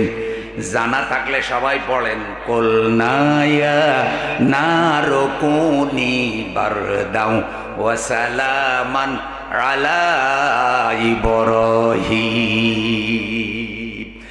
আমি বললাম, হে আগুন, হে আগুন, হে আগুন, আমার ইব্রাহিমের উপরে শান্তিদায়ক ঠান্ডা হয়ে যাও। সুবহানাল্লাহ। কি ঠান্ডা? শান্তিদায়ক ঠান্ডা। কি ঠান্ডা? মানে এত বেশি ঠান্ডা হইও না যাতে ইব্রাহিমের কষ্ট হয়, কারণ ঠান্ডা বেশি হইলে কষ্ট হবে না? হ্যাঁ, আবার এত বেশি গরমও হইয়া না যাতে ইব্রাহিম চলে যায়, একেবারে এয়ার কন্ডিশন। সুবহানাল্লাহ। তাহলে ইব্রাহিম আলাইহিস সালামের জন্য আগুনকে যিনি ফুল বাগিচা বানালেন তিনি কে? শেষ পর্যন্ত নমরুদে কি করলো? ইব্রাহিম আলাইহিস সালামকে ধ্বংস করার জন্য, শেষ করার জন্য লড়াই যুদ্ধ শুরু করলো। ঘটনা সংক্ষেপ করে বলি, একদিন ইব্রাহিম আলাইহিস সালামকে এসে বলল, আমি তো তোমার খোদারে মেরে ফেলছি, তোমার খোদা যদি আমার সাথে লড়াই করতে চাও, আমি যুদ্ধ ঘোষণা দিলাম, তোমার খোদারে লড়াই করতে বলো। ইব্রাহিম আলাইহিস সালামের পক্ষে আল্লাহ আছে, নমরুদের পক্ষে পুরা রাষ্ট্র। ইব্রাহিম আলাইহিস সালামের পক্ষে কে? আর নমরুদের পক্ষে আল্লাহ বিরোধী পুরা রাষ্ট্র শক্তি। এখন যুদ্ধ শুরু হবে। নমরুদ তার রাষ্ট্র শক্তি সেনাবাহিনী নিয়ে যুদ্ধ ঘোষণা করলো কার বিরুদ্ধে? আল্লাহর বিরুদ্ধে। আল্লাহ তাআলা কিচ্ছু ফাটাই নাই, ফাটাইছে মশা। ইব্রাহিম আলাইহিস সালাম বলে, আল্লাহ এখন তো এই পাপিষ্ট কাফের খোদাই দাবি করেছে যে সে তো আপনার বিরুদ্ধে যুদ্ধ ঘোষণা করছে। আল্লাহ আল্লাহকে আমি তার চ্যালেঞ্জ কবুল করলাম, আমার সৈন্যবাহিনী আসবে, তারে রেডি হইতে বলো। হাজার হাজার সৈন্য নিয়ে যখন আল্লাহর বিরুদ্ধে যুদ্ধ করার জন্য রেডি, আপনারা বলতো আল্লাহ কি ফাটাইছে? কি ফাটাইছে? এখন নমরুদের কাছে তলোয়ার, নমরুদের কাছে ঢাল, নমরুদের সৈন্যরা যত অস্ত্রপাতি সব নিয়ে গেছে, কিন্তু মশার কাছে কোনো অস্ত্র চলে। তরবারে যে কূপ দিলে মশা কাটা যায়নি। আল্লাহ তাআলা কিন্তু বড় কোনো প্রাণী ফাটায় নাই, না হইলে নমরুদ বাহাদুরি কইতো, দেখছুনি আল্লাহ আমারে কিন্তু শক্তিশালী সিংহ ছাড়া শেষ করতে। তফসির বলতেছে আল্লাহ ল্যাংড়া মশা পাঠাইছে। ল্যাংড়া ভাই, বাচ্চা যেটা ল্যাংড়া, এটার প্রতি পিতা মাতার দয়া একটু বেশি থাকেনি। ভালো ছেলে যেটা ওরে কয় তুই তো কষ্ট করে খাতে পারবি, ল্যাংলায় তো কিছু করবার হবে না, ঠিক আছে সমিতির বাজারের দোকানটা ওই ল্যাংলারে দিয়ে দিলাম, তোরা রাজি হয়ে যা। কয়নের ল্যাংড়া মশা আল্লাহর কাছে কয়, আল্লাহ সবাই তো শক্তিশালী, আমিও তো যুদ্ধে যেতে চাইছি তোমার পক্ষে, তা আমার পক্ষে আল্লাহ তুমি একটা কাফের সৈন্য রাখিও যারে আমি কামড়াইয়া মারতে পারি। আল্লাহ কয়, ল্যাংড়া তোর দোয়া কবুল, ওই যুদ্ধের বড় নেতা আমি তোর জন্য রেখে দিয়েছি, যার নাম নমরুদ। কয়েকটা শিক্ষা, একটা হলো ল্যাংড়ার দোয়া আল্লাহ কবুল করলো, তাইলে বেচারা দুর্বল, কিন্তু মহব্বত আল্লাহর কাছে বেশি। দুর্বলের জন্য মহব্বত কি? আর একটা হলো আল্লাহ দেখাইছে যে এই জালিম যে খোদাই দাবি করছে তারে দুনিয়া থেকে শেষ করার জন্য ভালো মশা লাগে না, একটা ল্যাংড়া মশাই আল্লাহর জন্য যথেষ্ট। কথা বলেন ও বন্ধু। যুদ্ধ শুরু হয়ে গেল, আল্লাহ তাআলা প্রশিক্ষণপ্রাপ্ত মশার বাহিনী পাঠালেন। মশাকে আল্লাহ বলে দিলেন নাকের বিচ্ছিদ্র দিয়া ঢুকবি আর মগজে গিয়া হালকার উপরে কামড়ানো শুরু করবি। এক কামড় দুই কামড়ে সৈন্যবাহিনী সব কি, কারণ মগজ এমন একটা স্পর্শকাতর জায়গা, একটা কামড় দিলে আর বাঁচার কোনো সম্ভাবনা নাই। যখন নমরুদ দেখলো তার পুরা সৈন্যবাহিনী বেকার, সব শুয়ে পড়ছে, একটাও আল্লাহর বাহিনীরে কিছু করতে দৌড়াইয়া পালাইছে। ও বন্ধু, তাফসীর বলছে সে দৌড়াইয়া পালাইয়া বিবির কাছে গেছে, গিয়া করে, বিবি রে বিবি, তাড়াতাড়ি আমারে রক্ষা কর।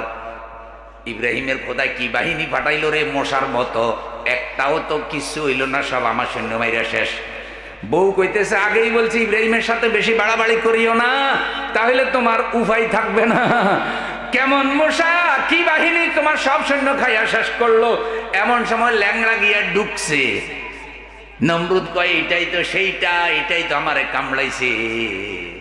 ল্যাংড়া ওই সুযোগে বন্ধু নাকের ভিতরে ঢুকে হেড অফিসে গিয়ে পড়ছে। লিল্লাহে তাকবীর। শুনেন, মাওলানা লুৎফুর রহমান সাহেব রাহিমাহুল্লাহ, আল্লাহ তার কবরকে জান্নাত বানাই দিন, বলি আমিন। তা আমি ওনারও আজ একদিন বসা খুব মজা করে কইতেছি। তা আমি দেখলাম এ বয়ান কয়, ল্যাংড়া মশা তো ফাঁকাও দুর্বল ল্যাংড়া, এই বেচারায় নমরুদের নাকে ঢুকার পজিশন নিতে পারে না। উঠতে উঠতে যখন নাকের কাছে গেছে, নমরুদ চিন্তা করছে তরবারে দিয়া ডাল দিয়া তো কাময় না, মশা মারতে হইলে হাতের তালু দিয়া মারা যায় না, মাঝে মধ্যে এভাবে দিলে মরি যায় না। তো যখন মশা নাকের সিদ্ধি দিয়ে পজিশন ঠিক করছে, নমরুদ হাতের তালি দিয়ে বাড়ি দিছে, কিন্তু ওই বাতাসের ধাক্কায় মশা ঠুস করে ঢুকিয়ে গেছে। তো মাঝে মধ্যে মারার জন্য থাপ্পড় দিলেও এই থাপ্পড়ে নিজের কি হয়, ক্ষতি হয়। এই যে মহিলা নমরুদ যেভাবে থাপ্পড় টাপ্পড় দিছে, সব নিজেরই ক্ষতি হয়েছে ভাই। কথা বল না। এখন আপনারা আমারে বলেন, ওই সময় নমরুদ ধ্বংস হয়েছে, এত মূর্তি বানাইছে, ইব্রাহিম আলাইহিস সালাম ছিল মূর্তির কারিগর। মাওলানা মামুনুল হকের মতো মানুষ যখন মূর্তির বিরুদ্ধে কথা বলছে, মামুনুল হক সাহেবের বউ দিয়া দর্শন মামলা দিছে। বন্ধু কতগুলা দিন আপনার রিমান্ড দিয়েছে। জোনায়েদ বাবুনগরী রাহিমাহুল্লাহর মতো বৃদ্ধ আলেমের হাঁটুর মধ্যে পর্যন্ত ওরা লাঠি দিয়ে পিটাইছে। ব্যারিস্টার আরমান এত উচ্চ শিক্ষিত একজন ব্যারিস্টার, তার বাবা ছিলেন বাংলাদেশের একজন গর্বিত নাগরিক মীর কাসেম আলী রাহিমাহুল্লাহ, যিনি বাংলাদেশের তরুণদের, হাজার হাজার তরুণের কর্মসংস্থানের সৃষ্টি করেছেন। ইবনে সিনা ফার্মাসিউটিক্যালস, ইবনে সিনা গ্রুপ, কেয়ারি সিংবাদ কেয়ারি গ্রুপ থেকে শুরু করে বহু বড় বড় অর্থনৈতিক প্রতিষ্ঠান, ইসলামী ব্যাংকের মতো ব্যাংক তারা সৃষ্টি করে হাজার হাজার লাখ লাখ তরুণের কর্মসংস্থানের ব্যবস্থা করেছেন বাংলাদেশে। বিশ্বের অন্য কোনো দেশ যদি হতো, মালয়েশিয়ার মতো কোনো দেশ, সিঙ্গাপুরের মতো অন্য কোনো দেশ যদি হতো, এ ধরনের নাগরিকদেরকে রাষ্ট্রীয় সম্মান তারা দিত, রাষ্ট্রীয় মেডেল দিয়ে পুরস্কার দিত। বাংলাদেশে মীর কাসেম আলী রাহিমাহুল্লাহ এত অর্থনৈতিক খেদমত করলেন, আর এই দেশের জালিমরা ফাঁসির রশি দিয়া তারে জুলুম করে দুনিয়া থেকে বিদায় করলো। এগুলা নমরুদের চরিত্র ছাড়া কখনো ভালো মানুষের চরিত্র হতে পারে না। ব্যারিস্টার আরমান, ব্যারিস্টার কিন্তু মুখের কথা না, পড়ালেখা করে ব্যারিস্টার হয়েছেন। সেই ছেলেটা বাপের পক্ষে ওকালতি করতেছে, আইনি লড়াই করতেছে, তারে ঘর থেকে নিয়ে গেল, মেয়ের সামনে থেকে, স্ত্রী মার সামনে থেকে নিয়ে গেল। ছেলে যেন বাপের পক্ষে ওকালতি করতে নিয়ে তারে 8 বছর জুলুম নির্যাতনের কেন্দ্র আয়নাগর নামক এই জায়গায় রেখে দিল। যেই দিন তাদের পতন হইল, এর কয়েকদিন পরে তিনি শেষ রাত্রে তাহাজ্জুদ পড়তেছিলেন। রাষ্ট্রদিন তো তিনি বুঝেন না। আপনারা ওই সাক্ষাৎকার দেখবেন, মিডিয়া ভাইরাল, বিভিন্ন মিডিয়া আজকে আসছে, ওটা দেখলে চোখের পানি ধরে রাখা যায় না। তিনি বলছেন যে নামাজ চলা অবস্থায় আমি ধারণা করেছি শেষ রাত, গভীর রাত্রে আমার ছেলে 2জন ঢুকলো, কয়েকজন ঢুকে বললো যে তাড়াতাড়ি নামাজ শেষ করেন। আমি দ্রুত নামাজ শেষ করলাম, সাথে সাথে তারা আমার চোখ বেঁধে ফেললো। চোখ বেঁধে দ্রুত আমাকে বের করে একটা গাড়িতে উঠালো। একটা গাড়িতে উঠে গাড়ির মেঝেতে আমাকে শোয়াইয়া দিল, শোয়াইয়া 2 জন আমার শরীরের উপরে বসলো। এত উচ্চশিক্ষিত একজন নাগরিক ব্যারিস্টার, ওনার হাত মানে গাড়িতে ওনার জোর করে শোয়াইয়া ওনার উপরে 2 জন বসছে। বৈশা খুব অন্ধকারের মধ্যে ওনারে নিয়ে গেছে একটা জায়গায়, নিয়ে বলছে যে এতদিন কোথায় ছিলেন? তো উনি জবাব দিয়েছে, কোথায় ছিলাম জানি না। হয়তো তাহলে বাহিরে এটাই বলবেন যে কোথায় ছিলেন জানেন না, কোনো জায়গায় নাম বলবেন না। তখন তিনি বলছেন, তখন আমি বুঝতে পারছি যে হয়তো আমাকে আর মারবে না, কিন্তু এতক্ষণ পর্যন্ত ওনার মনে ভয় ছিল যে আমাকে আর জীবিত রাখার সম্ভাবনা নাই। কারণ অন্যান্য সাথী যারা আছে তাদেরকে এভাবেই বের করে নিত, বের করে গাড়ি থেকে ফেলে দিয়া একটা গুলির আওয়াজ হইতো, পরের দিন বোঝানো হতো যে ক্রস ফায়ারে মারা গেছে, বন্দুক যুদ্ধে মারা গেছে, তার পাশে কিছু বন্দুক টন্দুক রেখে দিত বা কিছু খারাপ জিনিস রেখে দিত। এই ধরনের একটা নাটকের মতো করে মানুষ মারা হতো। তখন তিনি বুঝছেন যে না, আমার হয়তো আর মারবে না, ধাক্কা দিয়ে ফেলে দিয়েছে। উনি গাড়ি থেকে পড়ে গিয়েছে। পড়ে যখন অনেকক্ষণ পরে উনি দেখতেছে যে পিছনে জঙ্গল, ঝিঝি পোকার আওয়াজ শোনা যায়, কই যাবে? তারপরে দেখলো যে সামনে একটা বাতি জ্বলতেছে, অনেক দূরে দেখা যায়। বাতির দিকেই তিনি এগিয়ে গিয়েছেন। এগিয়ে গিয়ে দেখে যে ওই বাতি ওখানে আপনার একজন দারোয়ান বসা। ওনারে জিজ্ঞাসা করছে যে এটা কোন জায়গা? উনি বলছে যে এটা উত্তরা এলাকা, এটা উত্তরা এলাকা।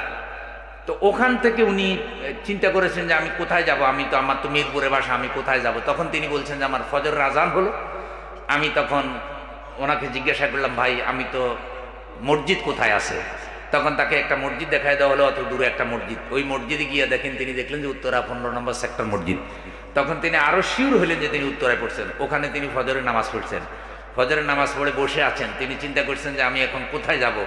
সাহস করে নামাজের পরে ইমাম সাহেবের কাছে তিনি গিয়ে বলছেন যে আমি তো এমন একজন মানুষ, আমার সব মোবাইল টোবাইল টাকা পয়সা চিন্তাই হয়ে গেছে। তো আমি অমুক একটা হাসপাতাল, মীর কাসেম আলী রাহিমাহুল্লাহ উত্তরায় অলাভজনক মানুষের সেবার জন্য একটা হাসপাতাল করে গিয়েছেন। সে হাসপাতালের নাম বলেছেন যে আমি যে হাসপাতালে যাব। উনি চিন্তা করছেন হাসপাতালে গেলে তো আমার চিনবে, তখন আমি বাসায় যেতে পারবো। তো ইমাম সাহেব বললো, আমি সকালবেলায় হাঁটাহাঁটি করি, আমি আপনাকে হাসপাতালে পৌঁছায় দেব। তখন তিনি বলছেন যে আমাকে সে হাসপাতালে নিয়ে গেল। নিয়ে যখন হাসপাতালে যে দারোয়ান, তখন তো ফজরের পরের ঘটনা। সে লুঙ্গি পরা, দাঁড়ি টাড়ি বড় হয়ে গেছে, চেহারা নষ্ট হয়ে গেছে, চোখে জাফসা দেখে, দিকে চিনার কোনো কুদরত নাই। 8 বছর একটা লোকের খবর নাই, জীবিত না মৃত কেউ জানেও না। তার স্ত্রী 8টা বছর ধৈর্য ধারণ করছে। যেই মেয়েটাকে তিনি ছোট রেখে গেছে, সেই মেয়েটা 8 বছর কত বড় হয়েছে।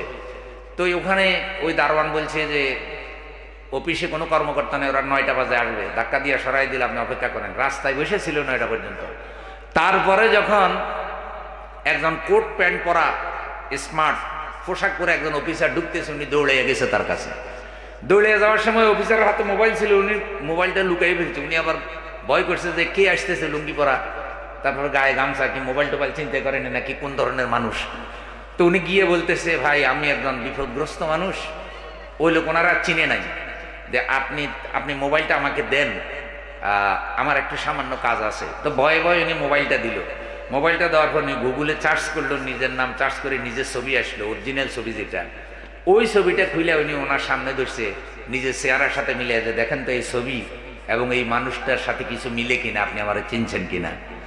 দেখার সাথে সাথে ওই কর্মকর্তা কেঁদে চিৎকার করে হাউমাউ করে কেঁদে ফেলেছে যে আমরা তো স্বৈরাচার থেকে মুক্ত হয়েছি, এই তো আমাদের ব্যারিস্টার আরমান ভাই, আল্লাহ আমাদের ভাইকে ফিরিয়ে দিয়েছে। এই যে জড়াজড়ি করে কান্নাকাটি শুরু করলো। তারপর তাকে যত্ন করে ওখানে নিয়ে বসালো। বাসায় ফোন করেছে, বাসায় পরিবার কান্নাকাটি শুরু করছে। হাসপাতাল থেকে ফোন করছে, কারণ পরিবারের মনে ভয়। হাসপাতাল মানেই তো মনে হয় লাশ, ওই যে মাইরা লাশ বানাইয়া হয়তো হাসপাতালে নিয়ে রাখছে, এ ধরনের ভয়। তো এই ভয় আল্লাহ তাআলা তারপর হাসপাতালে পরিবার আনছেন এবং আল্লাহ তাআলা তাকে ফিরিয়ে দিয়েছেন। এখন পর্যন্ত তার পুরোপুরি আগের সেই মেধা ফিরে আসে নাই, তবে তিনি আল্লাহর ইবাদত করতে করতে আধ্যাত্মিক জগতের একজন মানুষ হয়ে গেছেন। আপনার ওনার ভিডিওগুলো দেখবেন, আমি তো সব হুবহু বলতে পারি নাই। এ ধরনের একজন না, শত শত মানুষের উপরে ধরনের জুলুম হয়েছে। প্রত্যেকের জুলুমের বর্ণনা এক একটা ইতিহাস হয়ে যাবে।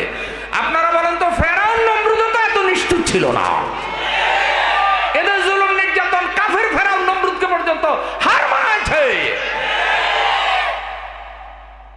মানুষের মূর্তি বানায় এরা, নিজেদেরকে মুসলমান দাবি করে। শেষ পর্যন্ত আল্লাহ তাআলা যখন পোলাপাইন দিয়ে শুরু করলেন, দেখেন কিভাবে শুরু হইলো, কিভাবে শেষ হইল। শেষ যখন শুরু যখন হয়, তখন কোনো মানুষ কল্পনা করে না যে এভাবে কি হবে। এটা কেউ কল্পনা করছে? আমি এই কথা কেন বলতেছি, কাউকে হিংসা করে না। শবে বরাতের রাত, এই গদির লোভ, এই সম্পদের লোভ, এই নেতৃত্বের লোভ বহু মানুষকে দুনিয়াতে ধ্বংস করছে। আল্লাহ যেন এসব অবৈধ লোভ লালসা আমাদের মধ্যে সৃষ্টি না করে, জোরে বলেন আমিন। কথার কথা বলি, মসজিদের সভাপতি পদ লইয়াও বিভিন্ন জায়গায় ঝগড়া হয়নি? বহু বেনামাজি মসজিদ কমিটির সভাপতি বসে আছে, সভাপতি পদের উপরে জুলুম। সুদখোর হাইজাকার অনেক সময় মসজিদ কমিটিতে থাকে কি থাকে না? কেন থাকে? পুরো এলাকার মধ্যে সে কর্তৃত্ব দেখাবে, ফেরাউনের মতো রংবাজি দেখাবে আর কি। তাহলে ভালো মানুষের নেতৃত্ব দরকার আসেনি? এরা নেতৃত্ব হয়ে কি করলো? বড় বড় মূর্তি বানাইলো। আচ্ছা বলেন, যেই দিন পতন হইল তখন মূর্তি আর রইছেনি? তো গরিব মানুষের টাকা বানাইছে না, এ দেশের টাকা বানাইছে না, তো দেশের টাকার মালিক আপনিও তো, আপনি মালিক না, আপনারও তো একটা অংশের মালিক। তাহলে বানাইবার আগে তো আপনারও অনুমতি নেওয়া দরকার ছিল যে আপনাদের আমানত, আপনাদের টাকা আমার কাছে রাখা হয়েছে, আমি আপনাদের দায়িত্বশীল, তা আমি এই কাজটা করতাম কিনা। হাদিসে আসছে এটাও কিয়ামতের লক্ষণ যে রাষ্ট্রের শাসকরা রাষ্ট্রের টাকা, জনগণের টাকাকে নিজের পকেটের টাকা মনে করে খরচ করবে, রাষ্ট্রের মানুষের মালিকানা তারা স্বীকার করবে না। এখন মূর্তি যা বানাইছে, মূর্তির উপরে কি আল্লাহর রহমত নাকি আল্লাহর আযাব? শেষ পর্যন্ত কি হইল রে বন্ধু, যেই দিন মহিলা হুজুর পালাইলো, মহিলা পিসাব পালাইলো, সেই দিন মহিলা হুজুরেরও পায় না, মহিলা হুজুরের ক্ষতি বেরো কি পৃথিবীর ইতিহাসে এটা একটা রেকর্ড যে দেশের প্রধান বিচারপতি পালাইছে, মন্দিরের পুরোহিত পালাইছে, মসজিদের খতিব পালাইছে, 300 জন পালাইছে, এলাকার মসজিদের সভাপতি আন্ডা বাচ্চা সামিসাও কি। তাহলে বুঝছেন তো যে অন্যায় অবিচারের নেটওয়ার্কটা কত মারাত্মকভাবে পুরো সমাজ ছেয়ে ফেলেছে। আমি এই কথা বলার অর্থ কাউকে হিংসা করে না, বিশ্বাস করেন, কোন দলীয় চিন্তা লালন করে না, কিন্তু যারাই আল্লাহর আইনের বিরুদ্ধে, নবীর বিরুদ্ধে চলে যাবে, যারাই কোরআন হাদিসের উল্টাপাল্টা করবে, যারাই এই ক্ষমতা, এই পদকে মানুষের উপর জুলুম অত্যাচারের হাতিয়ার বানাবে, আলেমদের উপর জুলুম অত্যাচারের হাতিয়ার বানাবে, তাদের উপরে আল্লাহর অভিশাপ লানত পড়ে কি পড়ে না? কখনো তাড়াতাড়ি, কখনো দেরি। ফেরাউনের 300 বছর পরে ধরছে, নমরুদেরও কয়েকশো বছর পরে ধরছে। এইভাবে আমরাও যেন শবে বরাতের রাতে শপথ করি যে আল্লাহ, আমরাও মানুষের উপরে এ ধরনের জুলুম অত্যাচার করব, পাড়া প্রতিবেশীর উপরে জুলুম অত্যাচার করব, আমাদের কোনো গরিব আত্মীয়ের উপরে জুলুম করব, আমাদের কোনো দুর্বল কর্মচারীর উপরে জুলুম করব। কিন্তু পাড়া প্রতিবেশীর উপরে জুলুম, দুর্বলের উপরে জুলুম, এলাকার উপরে জুলুম, রাস্তাঘাটের উপরে জুলুম, দোকানের উপরে জুলুম, এগুলি আছে না নাই? এটা শবে বরাতের শিক্ষা হইতে পারে না। দেখেন বন্ধু, শেষ পর্যন্ত ছেলেরা পাইল না, কাউরে না পাইয়া পাইছে হয়েছে ওই মরা মানুষের মূর্তি। এখন মূর্তির গলায় লাগাইছে রশি, বুঝেননি? পুকুরের মধ্যে মাঝে মধ্যে গাছ ভিজাইতো আগে, গাছ বড় বড় গাছ, তো গাছ ভিজাইলে ওই যে মিস্ত্রি যারা, তারা তো গাছ কাটে, কাইটা মাঝে মধ্যে তক্তা বানাইতো, মনে আসেনি? তো দেখবেন বড় মিস্ত্রি যে হে পুকুরের থেকে গাছ উঠানোর জন্য গাছের গলায় রশি লাগায়, রশি লাগাইয়া মাঝে মধ্যে ডাক বলে, আর বাকি যারা রশি ধরে তারা বলে কি শুনে, আমি ছোটকালে মুখস্থ করছি, শুনতে একটু সুন্দর লাগে। মাদ্রাসা যাওয়ার সময় দেখি যে মিস্ত্রি কি জানি গানের সুরে কয়, আর সবাই কয় হেই, তো কি গানের সুরে কয়, দাঁড়ায় দাঁড়ায় শুনলাম, দেখি যে বড় মিস্ত্রি ওর কানের মধ্যে ফিনসিল একটা কোথায় থাকে কানে, আর এইভাবে লুঙ্গি ফেসানো, আবার যেটা হেড মিস্ত্রি এর কিছু স্টাইল আছে, হে হলো কানে থাকবে এই ফিনসিল, আর হাতের মধ্যে কি একটা জানি টিতা টিতা, হে ডাক পেতেছে, এই বুড়িয়া রে বুড়িয়া, মাথা তোল, তোল্লাই রাঞ্চি, ইসা জোল, এইটুক মনে আছে। তো বুড়িয়ারে বুড়িয়া মানে কি, ওই বড় গাছিটারে কইতেছে বুড়িয়ারে বুড়িয়া, মাথা তোল, তোল্লাই রাঞ্চি, ইসা জোল, আর এইভাবে টানতে টানতে গাছ এক পর্যায়ে উঠে যায়। ফোলা ফাইনে দেখলাম যে ওই মূর্তির গলায় রশি লাগাইয়া মারো টান, মার লাগাও রশি, মারো টান, মুজিব হইল খান খান। শেষ পর্যন্ত জুতা তো দিল, কিছু ফোলা ফাইন রাগে গোসাই হেসাবও করে দিল। আমাদের কোনো দোষ আসেনি। এটা যদি হুজুরেরা করতো তাহলে উপায় আসছিল না। আল্লাহ তাআলা হুজুরদেরকে দিয়ে করায় নাই, করাইছে প্রতিবাদী বিপ্লবী তরুণদেরকে দিয়া। যেভাবে ল্যাংড়ারে দিয়ে আল্লাহ ল্যাংড়া মশা দিয়া নমরুদের শেষ করছে, যুগে যুগে আল্লাহ এভাবে জালিম শেষ করার জন্য আল্লাহর কিছু হিকমত আছে না নাই? এগুলা জালিম নিজেও বুঝে না, পাবলিকেও বুঝে না, জনগণ ভাবনাও বার করতে পারে না, চিন্তাও করতে পারে না কেমনে যে কেমনে কি হয়ে গেল। কিন্তু মধ্যখানে 2000-এর মতো তরুণের জীবন, 20-30 হাজারের উপরে তরুণ আহত হয়ে গেল। এত রক্তের বিনিময়ে, এত কষ্টের বিনিময়ে একটা অন্যায় গেল, একটা অন্যায় 3 বছর। বিশ্বাস করেন 3টা টার্মে আপনারা কেউ কি আপনারা সমর্থন দিয়ে কাউরে নেতা বানাতে পারছেন না? ভোট কেন্দ্রে গেছে এক হুজুর, আমার কয় হুজুর আমি গেছি, আর কয় কি হুজুর আপনি কষ্ট করে কিনলে গেছেন, রাত্র 3টা বাজে জিনে ভোট দিয়ে ফেলাইছে। তো হুজুর কয় কোন জিনে ভোট দিল রাত্র 3টা বাজে? কয় আমরা জিন, আমরা মোটামুটি বাক্স ঢুকে দিয়েছি, আমরা আপনাদের সেবা করতেছি। তো হুজুর কয় কি সেবা করলেন? কয় সকালে আপনি আসবেন, লাইন ধরবেন, রিক্সা ভাড়া দিয়ে আসবেন, রোদের মধ্যে দাঁড়াইবেন, তারপরে ঢুকবেন, বুথে যাবেন, ব্যালট নিবেন, তারপরে সিল নিবেন, তারপরে মারবেন, তারপরে বাক্সতে ঢুকাইবেন, আপনার অনেক কষ্ট হইব। তার সাথে রাত্রেবেলা আমরাই কাম সারিয়ে দিছি, আমরা তো আপনাদের সেবা করি। দেখছিনি হয়েছে না এগুলি? আপনারা বুকে হাত দিয়ে বলেন তো, এগুলি কি আপনাদের উপরে অন্যায় হয়েছে না?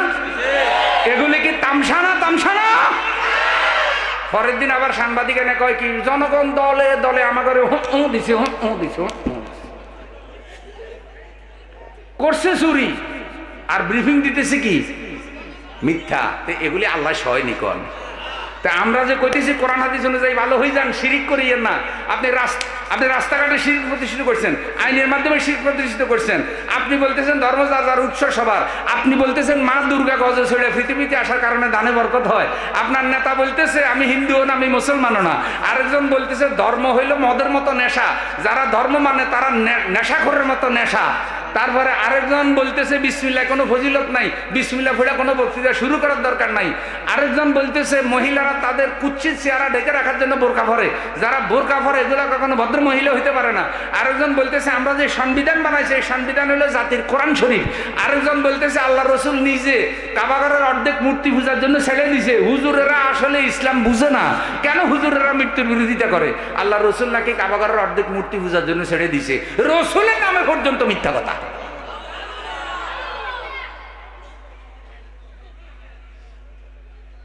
শত শত বক্তব্য নোট আছে, কোন দিন কোন তারিখে কে বলছে নাম বলতেছি না, এখানে আছে অনেকগুলা। আমি আপনাদেরকে যদি এগুলা বইলে বইলে শুনে সময় চলে যাবে। এই সবগুলা হলো অন্যায়। ধরে বলেন কি? আমি বললে অন্যায়, ভাই বললে অন্যায়, কোরআন হাদিসের আলোকে যেটার অনুমোদন নাই সেটা কি? তাইলে লাইলাতুল এই সবে বরাতের রাত্রিতে আমরা তওবা করি, আল্লাহ যেন এইসব অন্যায় থেকে আমাদের পুরা জাতিকে হেফাজত করে। এই পরিবর্তনও শান্তি আসবে না যদি আমরা সবাই তওবা না করি। প্রিয় বন্ধুগণ, আমি দুটো বিষয়ের কথা বললাম, একটা বললাম শিরিক, আরেকটা বললাম হিংসা। এবার হাদিসের আরো কয়েকটা ভাষা আছে যাদেরকে সবে বরাতের রাতেও ক্ষমা করা হবে না। ভালো করে শুনেন, এই পাপগুলা থেকে তওবা করলে ক্ষমা পাবেন। 1 নম্বর শিরিক করে, 2 নম্বর হইল বন্ধু হিংসা করে, 3 নম্বর যারা গণকের কথা বিশ্বাস করে তাদেরকে আল্লাহ ক্ষমা করবে না। গণকের কথা বিশ্বাস করে এরকম আছে না নাই? ভাগ্য গণনা করে, গণকা আসে মন্ত্র পড়ে। আমি নিজে শুনতেছি, বলতেছে কানা মিনাল কাফিরিন লাগলা মিনাল জালিমিন। কালী কালী ঈশ্বর, মহাকালী, জোয়াকালী, হাতে ছড়ি, মাথায় পাক, 363 ভূত পেরেত দেওয়া দানব, জিদমুরি, আব্দুল কাদের জেলানি, কুতুবের রব্বানি, দোয়াই ভান্ডারি। আমি এই মন্ত্র একজনের থেকে শিখতে গেছিলাম। আমি বলছি ভাই আপনি যে এই যে ফু দেন, কি মন্ত্র পড়েন? মানে এলাকায় ওনার অনেক সুনাম আছে আর কি, উনি ফু দিলে কাজ হয়। পরে মন্ত্রটা আমি কাগজে লিখছি, কাগজে লিখে এটা পড়ে মুখস্থ করছি, ওস্তাদের দেখাইছি, আপনার খবরদার এটা পড়িস না, এটা হলো কুফরি কালামের মতো। এগুলো গণক, এগুলো কি? এদের কথা বিশ্বাস করে যারা, এদের কথায় ঈমান আনে যারা, তাদেরকে আল্লাহ ক্ষমা করবে না। 2-3 নাম্বার হলে আত্মীয়তার সম্পর্ক যারা নষ্ট করে তাদেরকে আল্লাহ ক্ষমা করবে না। আমাদের আত্মীয় স্বজন আসেনি, আল্লাহ হক আদায় করার তৌফিক দান করুক। রসুল বলছে তোমাদের বাড়িতে কোনো অনুষ্ঠান হইলে গরিব আত্মীয়কে আগে দাওয়াত দিবা, সুবহানাল্লাহ। 4 নম্বর হলে যারা অহংকার করে টাকনুর নিচে কাপড় পরে, আল্লাহ তাদেরকে ক্ষমা করবে না। আল্লাহ আমাদের অহংকার করে যেন আমরা টাকনুর নিচে কাপড় না পরি। 5 নম্বর যারা পিতামাতার নাফরমানি করে, পিতামাতার উপরে জুলুম করে, নাফরমানি করে, পিতামাতা তাদের সাথে ন্যায় নীতি আচরণ করে, তারপরও পিতামাতার উপরে জুলুম করে, এমন সন্তানকে সবে বরাতের রাতে আল্লাহ মাফ করবে না। 6 নম্বর হলে যারা মদ পান করে, মদ খায়, নেশা খায়, তাদেরকেও ক্ষমা করা হবে। বিভিন্ন মাজারের মধ্যেও গাঁজা খায়, মদ খায়, এমন কিছু লোক আসেনি। একজনের ধরা হয়েছে, কয় আপনি কি খান? কয় আমি তো নেশা খাই না, আমি সিদ্ধি খাই। সিদ্ধি খাই, সিদ্ধি খাইলে বুদ্ধি হয়। মদের নাম দিছি কি? সিদ্ধি খাইলে নাকি বুদ্ধি হয়? নাউজুবিল্লাহ বলেন। তাইলে হে তরুণ যুবকেরা, নেশা করা যাবে না। বাংলাদেশে যত নেশা আসে সব বিদায় করতে হবে, আল্লাহ কবুল করুক। 7 নম্বর হইলে যারা জাদু করে, জাদু টোনা করে, মানুষকে বান মারে, ক্ষতি করে, জাদু শিখে, তাদেরকে আল্লাহ ক্ষমা করবে না। 8 নম্বর হইলো জুয়া খেলে যারা, জুয়াখোর আসেনি? ক্যারাম বোর্ডের মধ্যে জুয়া আছে, খেলার মধ্যে জুয়া আছে, মেলার মধ্যে জুয়া আছে। যারা ক্যাসিনোতে যায়, পয়লা যখন ক্যাসিনো ক্যাসিনো বাইর হইলে আমরা তখন বুঝতাম না, প্রথম দিকের কথা কই কি রে ক্যাসিনো বাইর করলো কেন, জুয়াখোররা এত চালাক যে জুয়া করলে তো ভাবলিকে চিনে, কিন্তু ক্যাসিনো বললে অনেকেই কি ক্যাসিনো মনে করছে ভালো জিনিস। নাতিয়ে দাদার কাছে গিয়ে কয় দাদা আমি ক্যাসিনোতে যাইতেছি, দাদায় কয় ফি আমানিল্লাহ, কারণ দাদাই তো বুঝে নাই যে ক্যাসিনো কি জিনিস। যদি দাদারে কইতো যে দাদা আমি জুয়া খেলতে যাইতেছি, তাইলে দাদা কি ফি আমানিল্লাহ কইতো, লাডিল ফিরা। এই জন্য ষড়যন্ত্রকারীরা বিভিন্ন ফাফের নাম বদলাইছে ক্যাসিনো। ক্যাসিনো মানেই হলো যেখানে জুয়া মদ নারী এই তিন সাথে এক পাপ হয় যে ঘরে, ওইটার নাম দিছে কি। এগুলাতে যারা যায় তওবা করে এগুলা ত্যাগ না করলে সবে বরাতের রাইতেও ক্ষমা নাই। তাস পাশা যারা খেলে তাদের ক্ষমা হবে না।